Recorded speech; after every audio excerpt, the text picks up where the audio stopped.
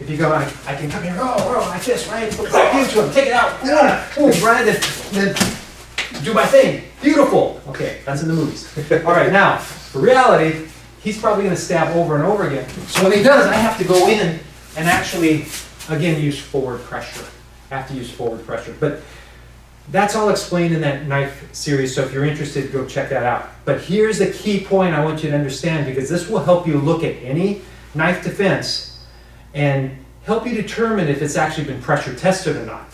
So look at this.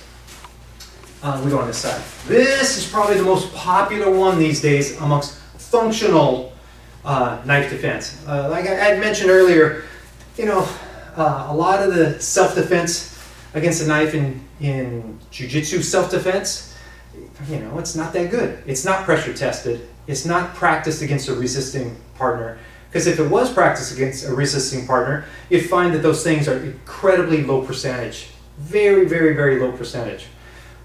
By practicing with a resisting partner, and you know, my background, I was a dog brother, one of the original dog brothers, full contact stick fighting, and we did the knife also. Not real knives, but very little protection, heavy stick, or a rattan dowel for the knife. And the whole idea was we just went all out. Say, hey, what happens if you go all out with very little protective equipment? And that way, you know, it's like MMA with a stick. But we did have head protection just to keep us from getting, you know, brains damaged. But it was rough. You find out what it's like to go against someone fully resisting. So nowadays in jiu-jitsu and functional, you know, self-defense guy, this is probably the most popular thing to do against a knife. You get that 2-on-1. Right now, I tell you, this is a very, very secure position. So this outside 2-on-1, often called a Russian tie or Russian double. You grab over the top. Sometimes you can grab underneath too. But here, we're grabbing over the top with my right hand at the wrist. Left hand goes underneath. And I'm going to grab and grip and pull into me. And my shoulder's going to go down on his. And I'm going to put a lot of pressure here. Okay, now when Israel goes to pull his arm back and out of this, it's very hard for him to extract his arm. So it's a great holding position. Because obviously, what do we want to do? We want to stop this knife from moving. So we need to hold this position. But don't ever do this. Unless you're in the position, you transition out of it right away, if you happen to end up there.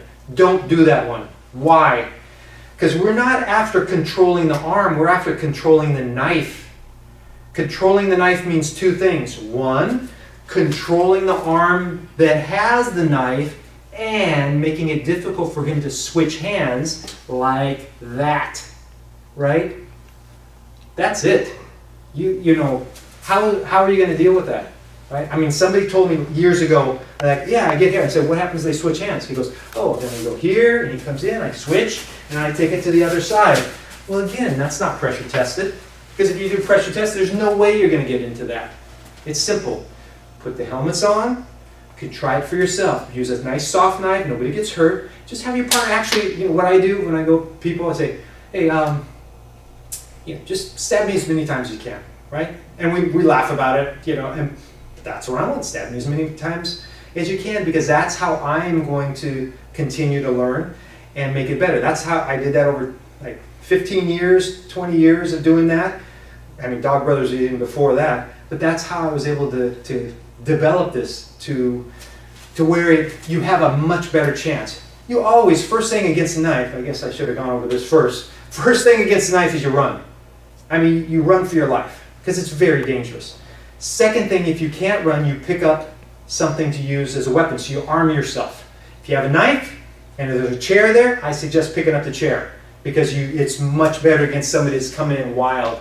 You know, we can think, oh yeah, I take my knife and he goes here, right? And I just go like this.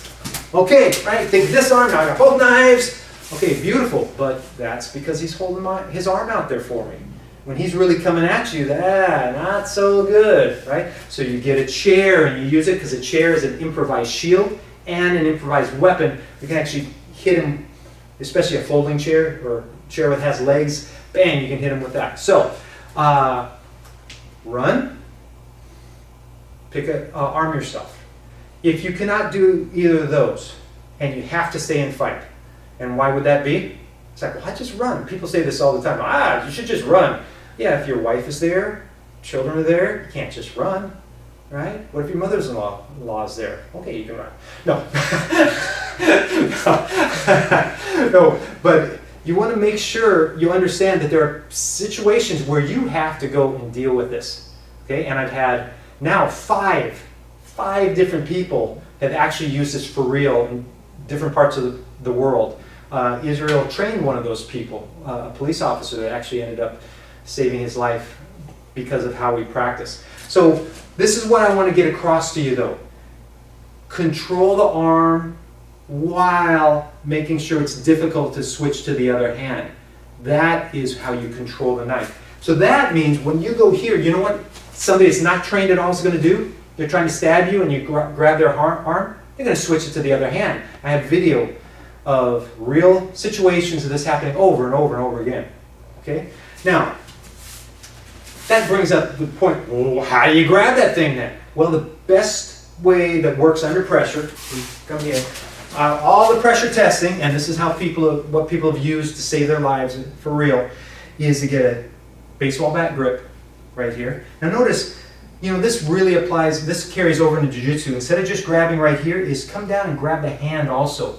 So if we're doing straight jiu-jitsu somehow, if I grab here, he can circle out of that and break my grip pretty easily. If you go down a little farther and you grab a bit of his hand, it's harder for him to circle out. And so